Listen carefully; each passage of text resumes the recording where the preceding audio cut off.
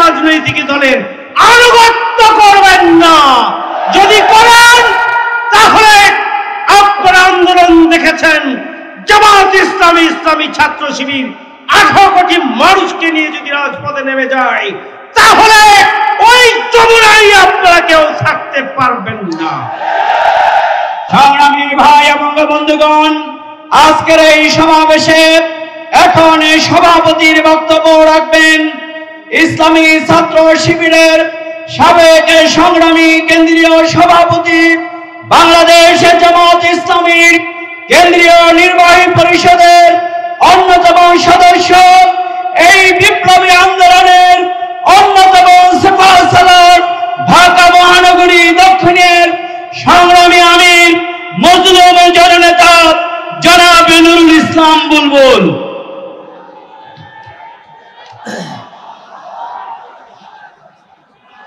বিসমিল্লাহির রহমানির রহিম। বাংলাদেশ জামাত ইসলামী ঢাকা মহানগরী উত্তর এবং দক্ষিণ কর্তৃক আয়োজিত জুলাই ঘোষণাপত্র এবং জুলাই সনদের আইনি এবং সাংবিধানিক ভিত্তি নিশ্চিত করার দাবিতে সুষ্ঠু, গ্রহণযোগ্য, ক্রেডিবল ইলেকশনের জন্য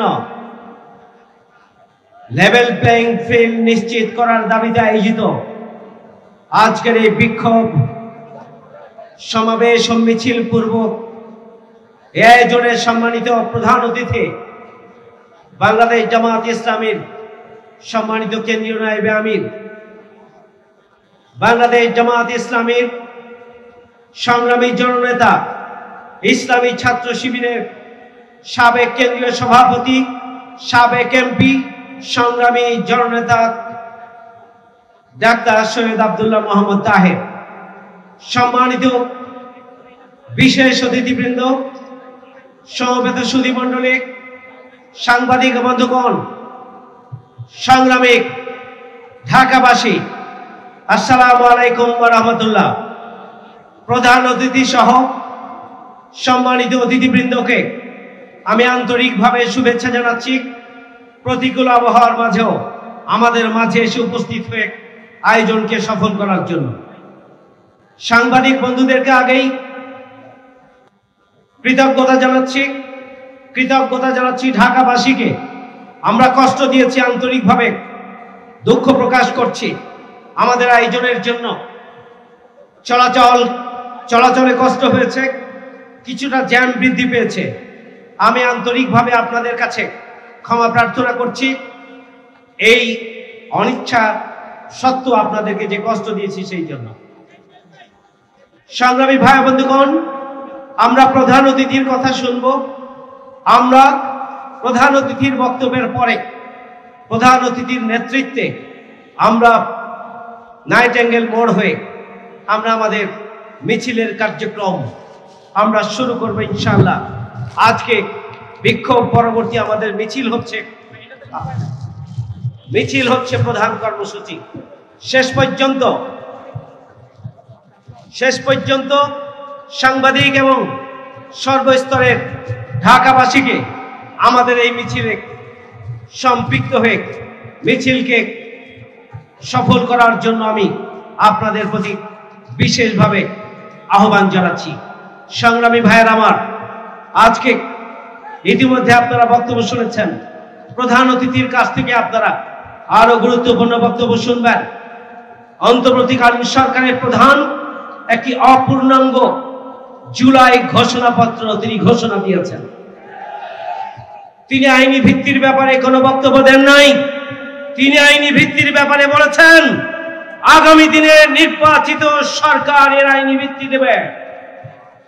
যদি তাই হয় তাহলে অন্তর্বর্তীকালীন সরকারের আইনি ভিত্তি নেই। আপনারা যে ভিত্তির বলে বর্তমানে 1 বছর যাবৎ সরকার পরিচালনা করেছেন,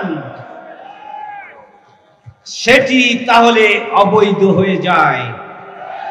আমরা পরিষ্কার বলতে চাই, অপূর্ণাঙ্গ ঘোষণাকে পূর্ণাঙ্গ করতে হবে। এখানে আমাদের সেনা কর্মকর্তাদেরকে যারা জীবন দিয়েছিলেন সেই ঘটনা এখানে সম্পৃক্ত সংযোজন করা হয় নাই। ঘোষণাপত্রে শাপলা চত্বরের নির্মম হত্যাকাণ্ড সংযোজন করা হয় নাই। সাইদি সাহেবের হত্যা করা হয়েছে এবং আমাদের শীর্ষ নেতৃবৃন্দকে হত্যা করা হয়েছে। বিচারিক হত্যাকাণ্ডকে এখানে সংযুক্ত করা হয় নাই।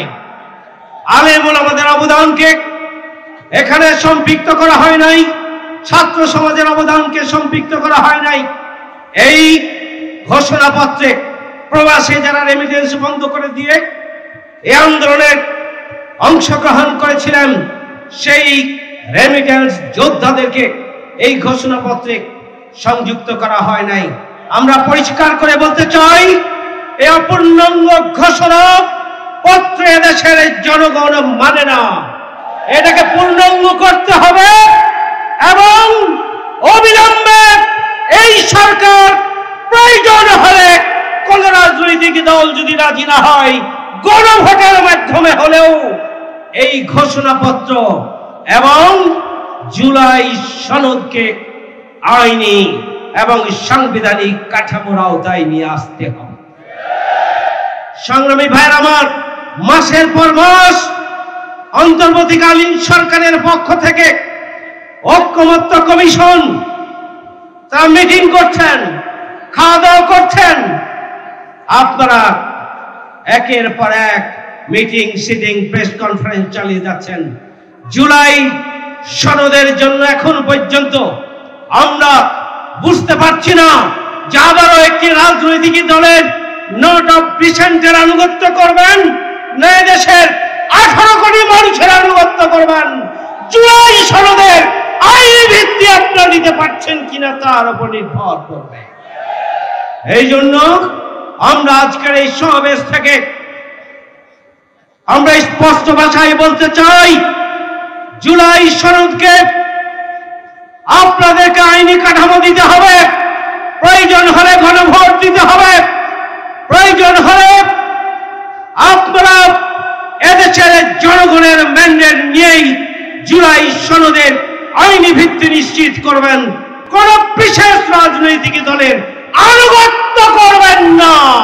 যদি করেন তাহলে আপনারা আন্দোলন দেখেছেন, জামাত ইসলামী, ইসলামী ছাত্র শিবির 18 কোটি মানুষকে নিয়ে যদি রাজপথে নেমে যায় তাহলে ওই যমুনায় আপনারা কেউ থাকতে পারবেন না।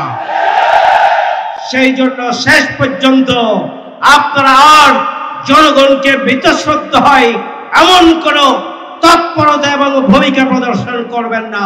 সে আহ্বান জানিয়ে আমার কথা এখানে শেষ করছি। এই পর্যায়ে আপনাদের সামনে প্রধান অতিথির বক্তব্য রাখছেন। এই পর্যায়ে আপনাদের সামনে প্রধান অতিথি বক্তব্য রাখবেন। প্রধান অতিথির বক্তব্যের পূর্বে একটি কথা বলতে চাই যে আমাদের মিছিল নাইটাঙ্গেল হয়ে আমরা কাকরাইল মোড় হয়ে কাকরাইল মসজিদের এদিক দিয়ে আমরা মৎস্য ভবন হয়ে শাহবাগের দিকে আমাদের মিছিল এগিয়ে যাবে।